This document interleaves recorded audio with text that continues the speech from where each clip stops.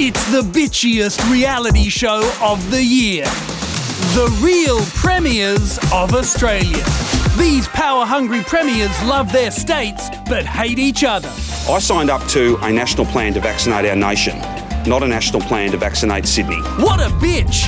I guess that's what happens when you can't go to the toilet on a golf course. But the chairman is just the beginning. I understand the Queensland Premier has got something to say in the near future, and I encourage her to open her borders. New South Wales are whinging, and you'd expect that from New South Wales. They're good at whinging.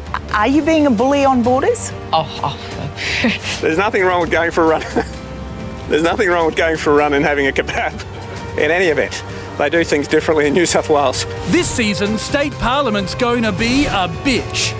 What I didn't know was that Premier Berejiklian's in a sprint while the rest of us are supposed to do some sort of egg and spoon thing. The real premiers of Australia. Coming up on the real premiers of Australia. In Sydney, the bitchiness is getting out of control. Look, I can't control what other state premiers and chief ministers do. No, we're not going to be lectured to by a state that has the highest number of cases in Australia. And in Melbourne, the two-faced chairman pretends he cares. I've been texting her a little bit saying, look, if you need anything, we've got learnings, we know things. Not that it makes any difference. When the largest state has a threat the way it does, you cannot pretend it's not going to impact the nation. Why are they doing this? What's gotten into them? This season, no one is safe. Not even the reporter from Sunrise. I'm sorry, I don't know your name. You haven't been... Oh, hi, Bianca. Well, I'm not going to answer people being rude. So anyone else have a question? You are being very rude. The real premiers of Australia. Coming up on the real premiers of Australia.